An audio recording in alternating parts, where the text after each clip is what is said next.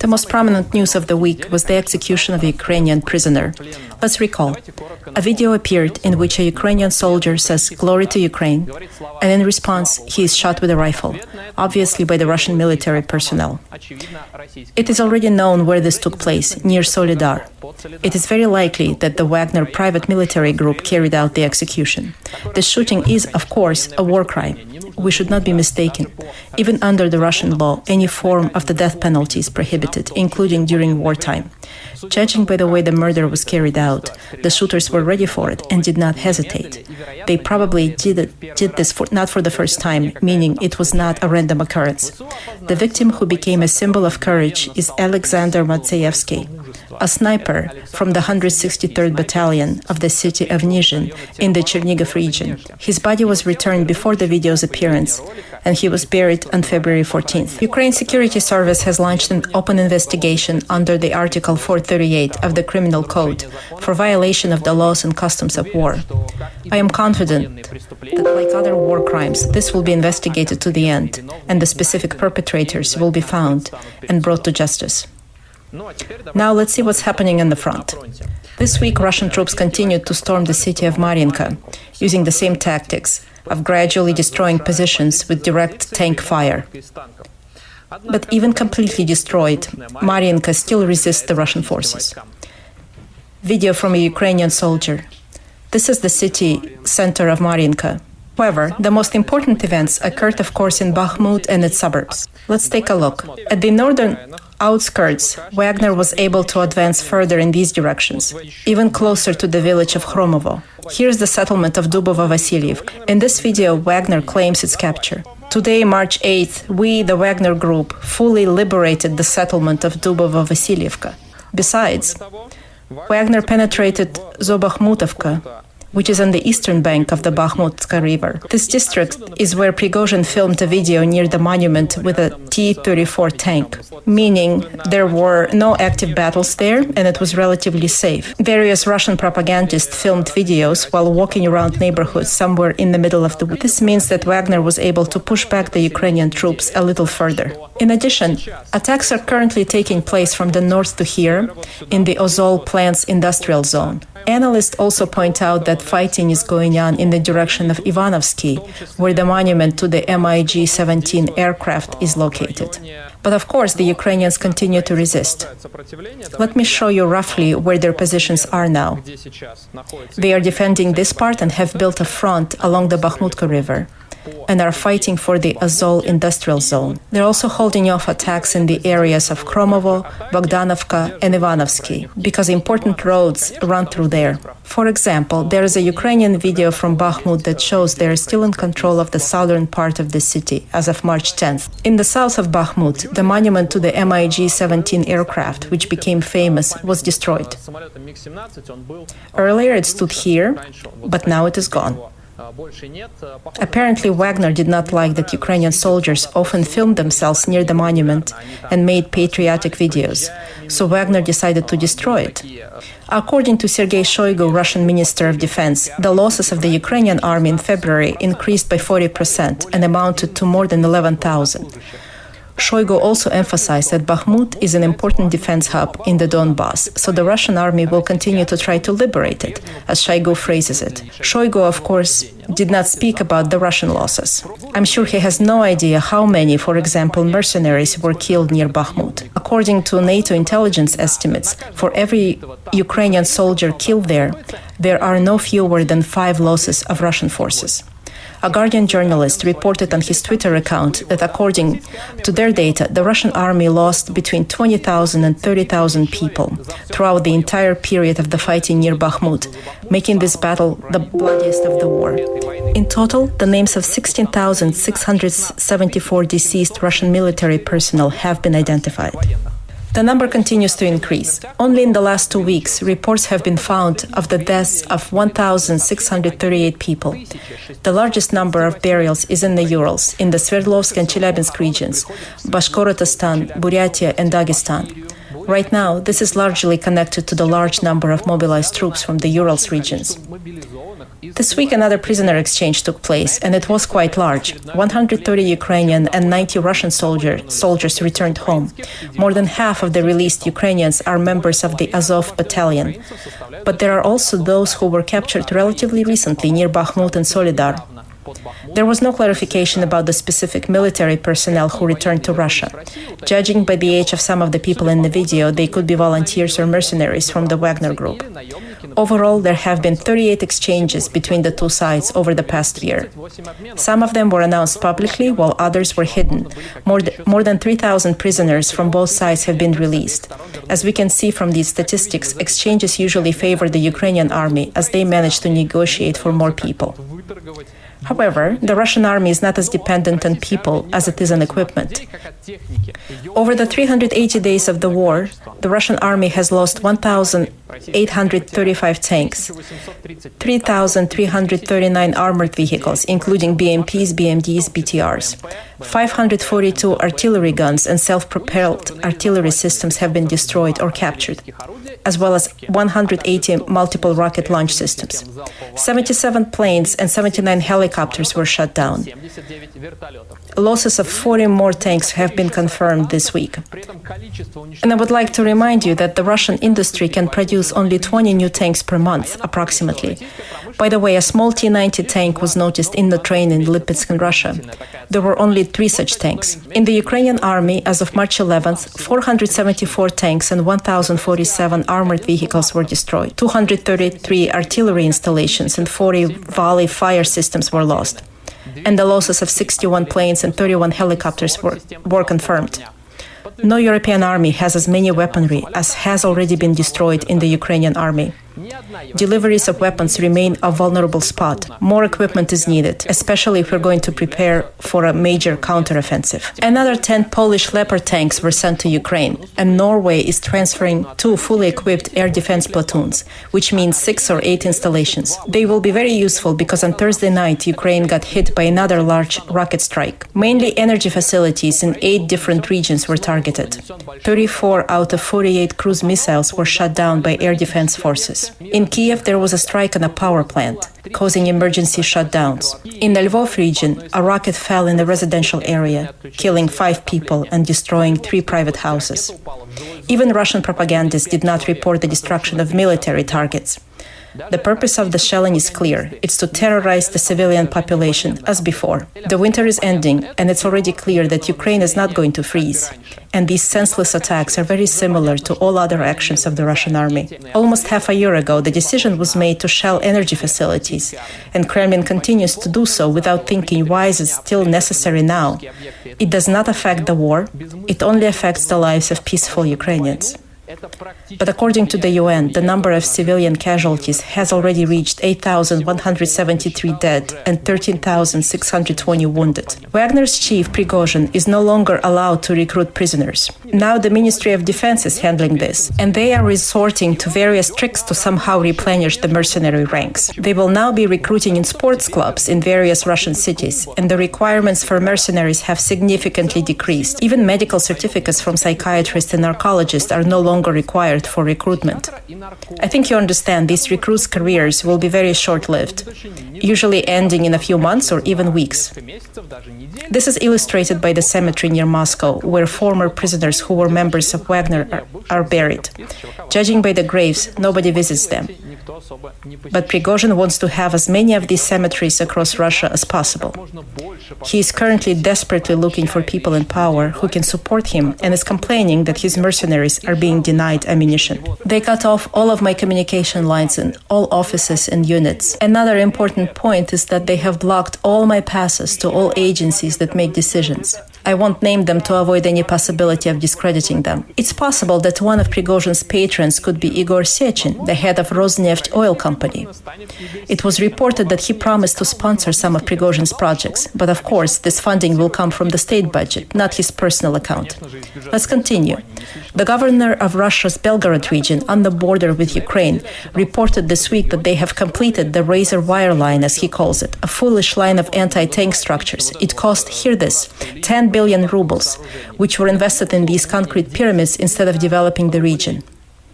The War Studies Institute has already said that this is a waste of money.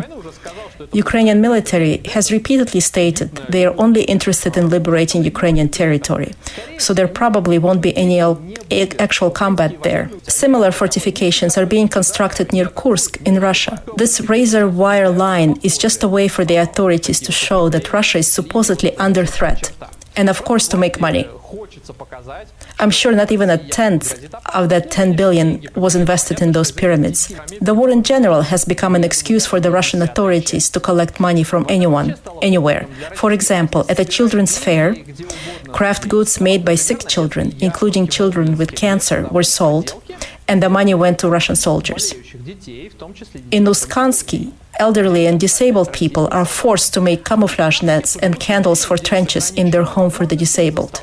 There seems to be no limit to the awfulness. This week it was reported that doctors in St. Petersburg handed out military enlistment summons to male patients when they came for their appointments last fall. This happened at the clinic number 99, where Alexander Zagorodnikov is the head physician. By the way, he's also a deputy. Can you guess from which party? Of course, from Putin's United Russia party. This head physician forced employees to distribute summons and even to schedule appointments on purpose, so that patients could be given the summons.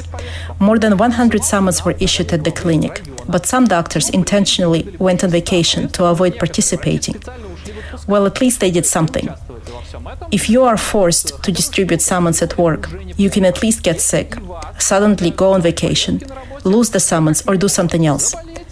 Seems trivial, but it could save someone from death or participating in a war crime. And if you are given a summons somewhere, just don't take it. Tell them to go in the direction of the Russian military ship. Even if you don't care about others, the morals, and Ukraine, think at least about what awaits you there. And the fate that awaits you will be the same as that of the mobilized soldiers from Irkutsk, for example, who record one appeal after another. Our brigade serving in the Donetsk Republic is being sent to fight without any artillery or heavy machine guns. In short, we are sent to die in trenches without weapons or equipment, being under constant fire. The governor of Irkutsk even sent an investigative committee to the front. However, the committee reported that everything with those soldiers is going well, and they will send humanitarian aid. So think about it. You will be on the front lines. Not only you will become war criminals, but you will sit in the trenches, dying under shelling, without weapons or supplies. And officials will debate whether to find humanitarian aid for you. If you think this is an isolated case, it's not. The Verska publication registered appeals from 16 regions in just 1 month, all about the mobilized men being sent into the battle without preparation, weapons, and they're often abandoned and not even fed. This is not combat-ready army, which is why there is no major attack by Russia. Meanwhile, in the Russian city of Chita, they want to install a monument to the heroes of the so-called special operation. They will spend 11 million rubles from the budget. To find out about the real attitude toward those who were sent to war, listen to a woman from the same Chita. She told what happened to her husband. After the last battle, he has serious injuries, such as a closed head injury, concussion, problems with the vestibular apparatus. He has only 10% vision left because of it. He was prescribed treatment at a hospital, but no one sent him there, and no one will. For the Russian authorities, people are nothing more than expendable material. And of course, this shameful criminal war cannot become popular, no matter how much propaganda tries. But it still tries. A fresh example is the same biker surgeon they dug up. Remember him? He's afraid to utter the word war. So this is how this insane speech construction was born. Listen. If the special military operation does not turn into the special great patriotic operation, we will fail. If Putin's special operation can be compared to World War II, then only in terms that it will also end in a demographic catastrophe. And it's already happening. The Economist magazine calculated that over the last 3 years, Russia has lost 2 million more people than usual, and the life expectancy of young men has decreased by 5 years. Now it's the same as, for example, in Haiti. And in Moscow and several other Russian regions, an alarm signal was sounded this week. If there are no cotton gauze bandages or potassium iodine pills, remain calm. And if your condition worsens, seek medical help at the nearest medical facility. In reality, there was no cause for alarm. Hackers just broke into the servers of several TV and radio stations. But in reality, the war has long since come to Russia, which is obvious without any sirens. For example, in the video from the Primorsk region, mobilized soldiers returned from the war, got drunk, and decided to shoot their guns in the center of the city. Fortunately, they were using blanks. In Stavropol, during a fight, a grenade exploded and 6 people were taken to the hospital. Fires continue to happen in Russia, and this is fresh footage from the Moscow region, where a plastic production plant caught fire today. The fire covered 5,000 square meters. Roof collapsed. Fortunately, there were no casualties. Repressions are also continuing, of course. Dmitry Ivanov, the author of the Telegram channel Protest at Moscow State University, was sentenced to 8.5 years in prison for spreading fake news. In fact, he was punished for publishing anti-war posts. In Buryatia, local activist Natalia Filinova's adopted son was sent to a children's home. Natalia herself, a pensioner, has been in pre-trial detention since November, allegedly for beating a police officer during an anti-war rally with a ballpoint pen. Remember we covered this absurd story? Also, remember the story of the 6th grade student Masha Makalova, who drew an anti-war picture. They refused to release her from a children's home. Her father is currently under house arrest and has been accused of discrediting the army. This week a petition was launched to bring Masha home. The link is in the description, and I urge you to sign it. I understand that petitions in themselves do not work in Russia, but it's a good way to draw attention to this entire situation. It's not difficult to sign, so please do it. See the link in the description. Let's summarize the week. The fighting for Bakhmut has now moved to the urban areas around the city. The front is being protected by the river Bakhmutka from the east. However, Wagner mercenaries are gradually penetrating into the city from the south and north. In addition, attempts to surround the city and cut off the roads continue.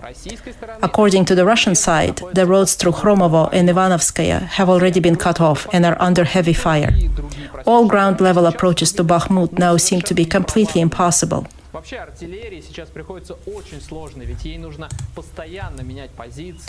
It's very difficult now for the artillery to operate.